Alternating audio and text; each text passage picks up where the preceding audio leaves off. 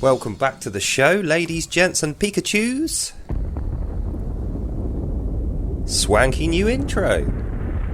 Oh yes, I have been putting a little bit more time and effort into this. I feel like us normal British people, we deserve better than what we've been served. A lot damn better. And I'm not just talking about from my good self. I'm talking about from the government, the police, the NHS, all of our public services, and of course our warmly invited guests. So in consideration for that, I thought, I used to live in London, near to the bridge area, so we'll take a little look what's happening in London with respect to the crime rate.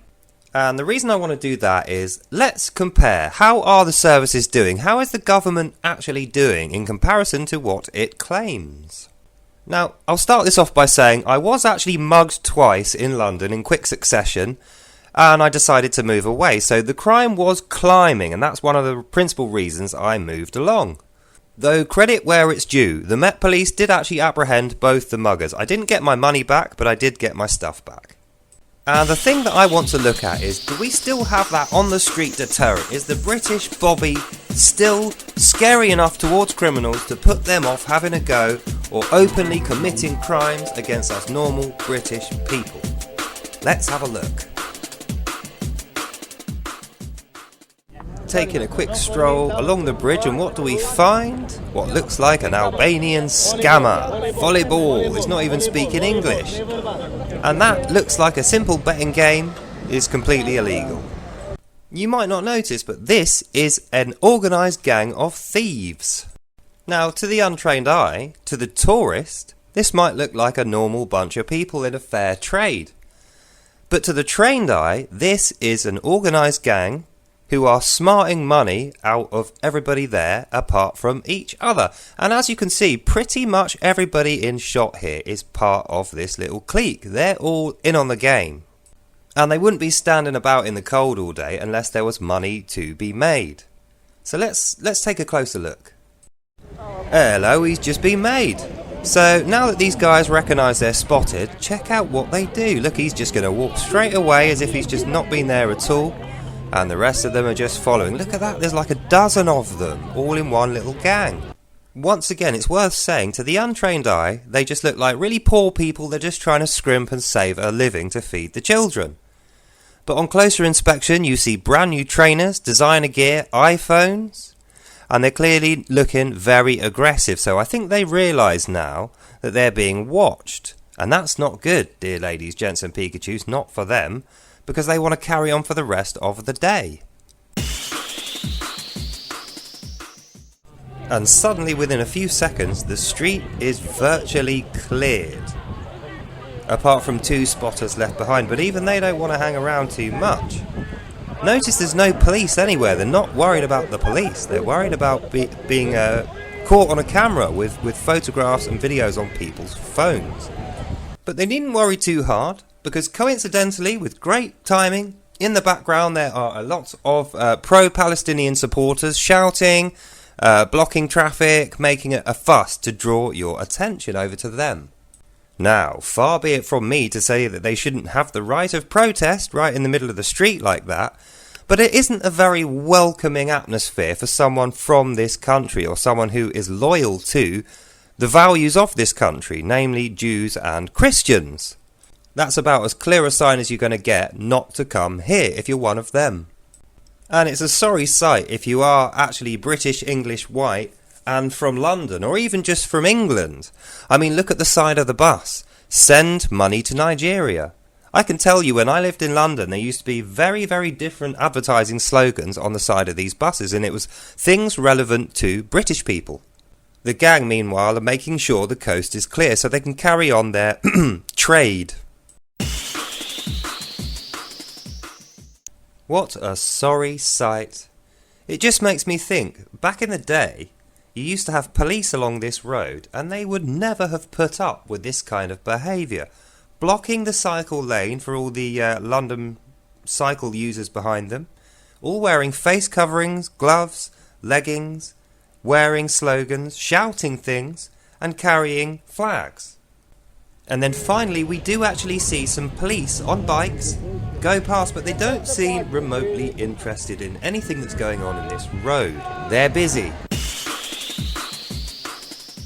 As we carry on down the street, maybe 200-300 meters, who do we see? A familiar face in the crowd. Look, it's the guy we saw before. He must think he's a right genius. Walked away at speed earlier to make it look like he totally left the area, but actually all he's done is put a different coat on and then sneak back behind somebody else to roll out his little game. If we zoom and enhance, we can see the whole gang are back there. But there's also a white guy in the headphones, so he's presumably the one that's going to get scammed. Everyone else has won the game so far. He'll be the first punter that isn't one of the gang. So how this game works is you win double or nothing. So you put in like £20, and if you win, you get back 40. However, if you lose your £20, and they offer you a £10 game. So they say, well, if you play a second one, you get the chance to win your money back plus 10. But the catch is, it's not going to happen. You will never be able to win this game because it's a cheating game. As you can see here, all the gang are there, but there's actually two new females. The one with a little bun thing on the top, and there's an older lady who did previously have a pram stood behind.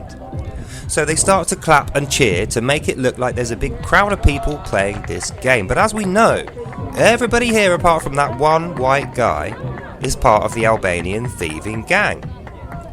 Unfortunately, this lad has not clicked that this is a scam, and it looks like he's putting down, oh good God, he's put down like 80 or £100 or something like that. So he thinks if he puts down his £100 and he picks the right cup with the ball in it, he's going to be walking away with £200. Now, I don't need to tell you, he might not be the smartest tool in the box, but you don't expect to be robbed in broad daylight in the middle of London when you're a tourist, or at least you never used to. I mean, these days probably quite different.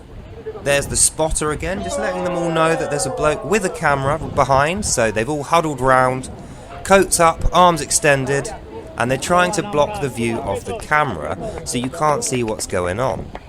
But from that guy's perspective, he's just playing a simple game. He looks pretty pissed off that he's just lost all that money. And the aggression comes back out. So now they know the person that's following them is just a regular guy. He's not a spy or a police officer. He's probably not all that threatening, so they shoo him away with some angry words. And the final piece of the puzzle is this food stall here, which you can look and see is disgusting. Nobody is going to want to buy that food when there's hot dog stands and burger stands. That's where they hold the money. So if the police were to come along, it's not proceeds of crime, it's actually the day traders' money from selling food. And that's how they operate. It's actually legitimate business on one side, mixed with illegitimate stealing on the other. And you'd think the police would be far more interested in this, considering the amount of money that's being robbed off of these tourists and the aggression being shown by these thieves. So, dear ladies, gents and Pikachus, I think we have our culprit. This lad here, he's like the enforcer and he's spotted the camera, so he's giving his money to the other guy who presumably is the food stall guy, but it's clear they are all in the same little gang. And it's just really disappointing to see the police stood by at the top of the road, driving past on their motorcycles and not caring one little bit. They're just not interested in the slightest. So now that we've set the stage and we've seen the evidence, I think it's time we tackle the standard of policing and the issue of community cohesion and how those two things correlate to each other. As you can see, this fine gentleman here is saying, don't take photos, get lost, go away. He seems to think he owns London and he can set the rules on his own. And he's backed up by a fair amount of people there, all looking rather aggressive, clearly outnumbering anyone else in the street. And therein lies the problem. There's such a lack of resources within the police. Even though there's plenty dotted about and there's plenty driving through, the simple fact of the matter is this. For community cohesion to be preserved, and what that means is for there to be avoidance of riots and looting and certain elements within the community going rogue and attacking the police, for all that to be made possible, they need to show leniency, which is what they're doing here. They're letting blatant criminals get away with thieving, acting aggressively, protesting with racist slogans, the kind of thing that only minorities can get away with, only certain minorities at that. So it's not very equalitative, is it? You know, the standards of equality have not been preserved at all. And it's even so bad that another guy has linked up right next door, so there's another gang here.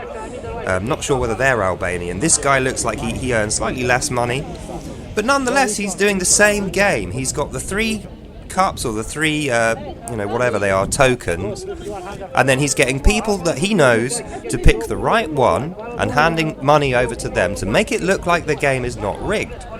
And then, as you can see, there's kids and there's other people looking over and thinking, well, I want to go at that, I'm going to win some money.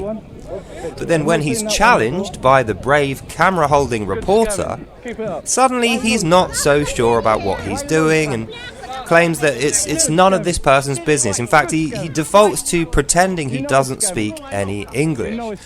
And that's presumably to avoid losing the argument, which he would most definitely be losing.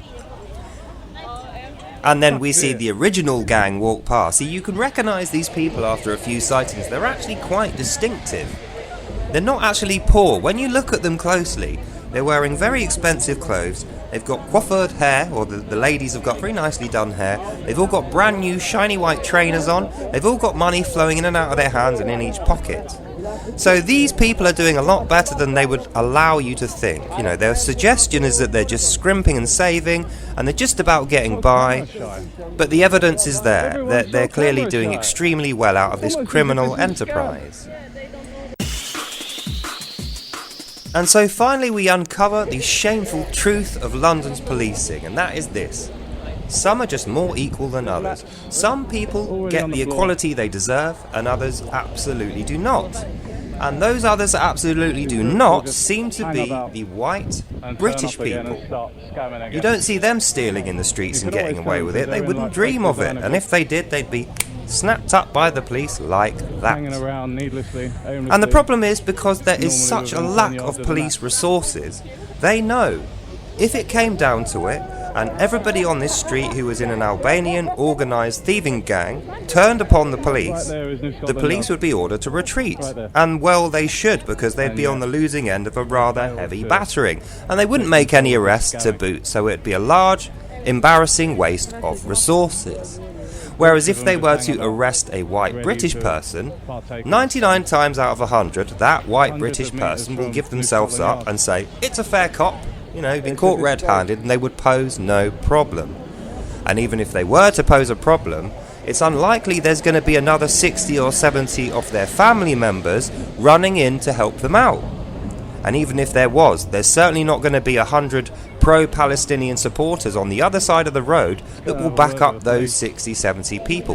Do you see what I'm saying here? In order to keep the peace equally, like we're told we are getting, there needs to be 10 times, 20 times the amount of police officers. Let's see what he has to say for himself, Mr. Police Officer.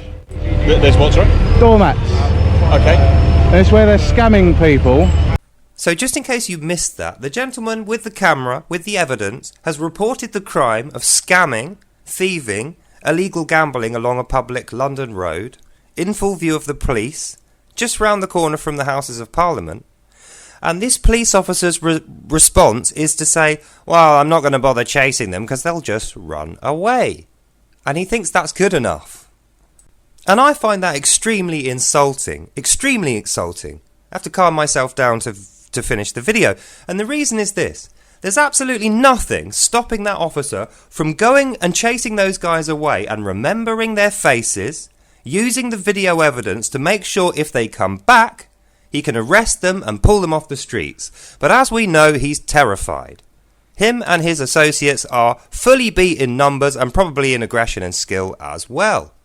And there's like 5 groups right now, but there's police right here. Every time, because they've got lookouts. Yeah, I know they have. Every time we get close, yeah, they will pick up all their stuff and disappear into the Sounds like a good opportunity to go and take their mats off of the floor.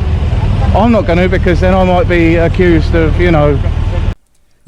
being accused of being a far-right maniac and a racist, and he's absolutely right. Despite having video evidence, despite there being several gangs of organised criminal thieves picking on white British tourists and Londoners who actually live there, and probably live there for generations, despite being surrounded by police in the middle of the day.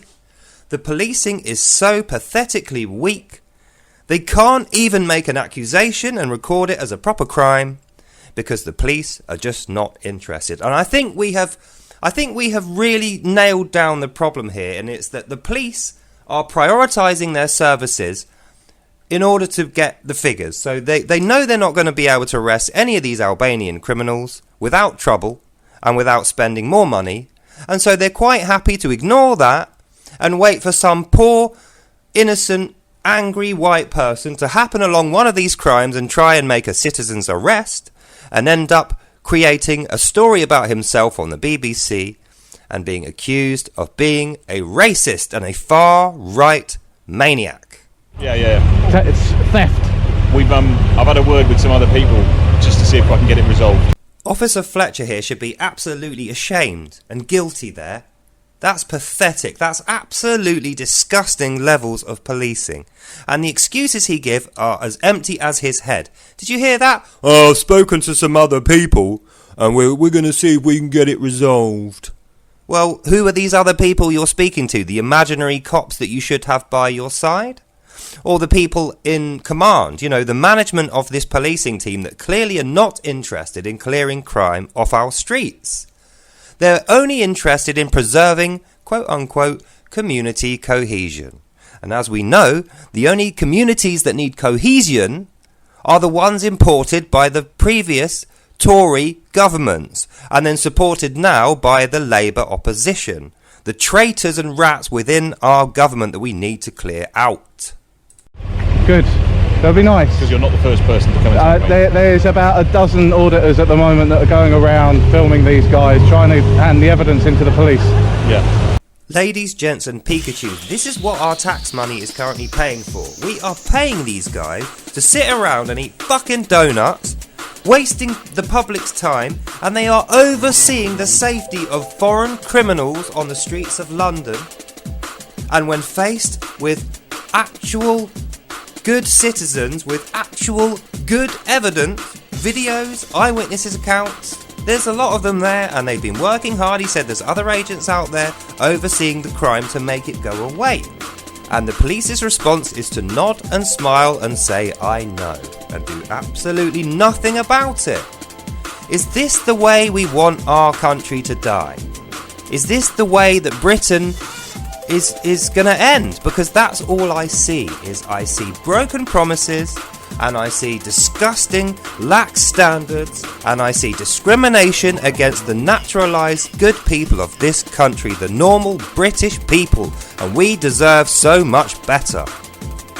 Now I understand why my friends tell me that this doesn't feel like a democracy anymore. Look at the smugness on this guy's face. There's 3 policemen behind him, sat there chatting away like there's no crime going on whatsoever, and directly behind him, within 50 metres, there are 5 gangs of Albanian organised thieves scamming the British public. In full view of the Houses of Parliament, Westminster's just round the corner, there's police everywhere, there's no safety, there's no order, and there's no law. And to top it all off, if any of these good naturalised British citizens were to make any trouble or cause any fuss whatsoever, they know for a fact they're going to be written off as far-right maniacs and probably jailed. And it's just not good enough. We cannot stand for this. We cannot stand by and watch the values of our country be trodden into the dirt like they're meaningless and worthless. They're absolutely not. Just because these guys can't be bothered to do a good job, we have to stand up for ourselves here, ladies, gents and Pikachus. So what I suggest we do, in preparation for the coming election next year, is we absolutely need to ensure that the corrupt Tories and the scumbag Labourites, who are just as bad, they might as well be on the same fucking team.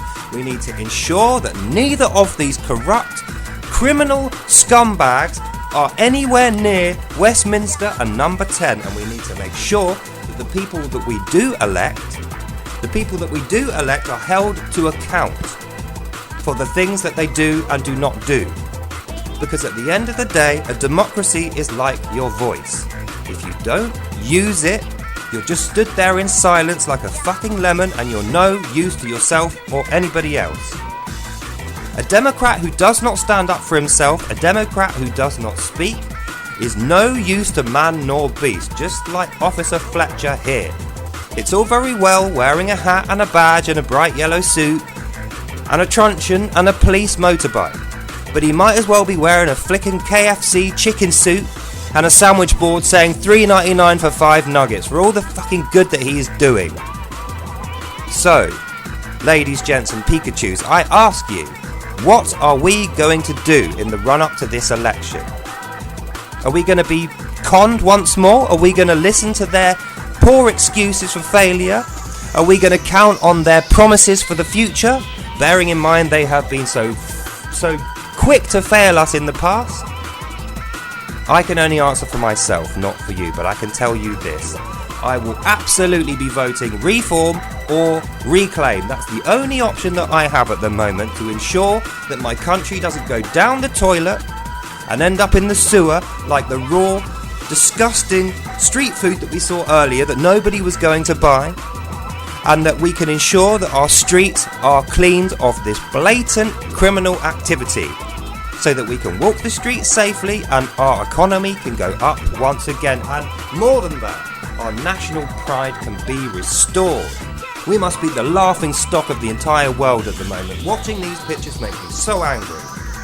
So angry to know that the country I grew up in and love is slipping through our fingers at the very sight of these criminals blatantly walking around smug as can be, and these police officers are just shrugging their shoulders like a bunch of quivering nannies. It's absolutely disgusting and pathetic, and it's not good enough.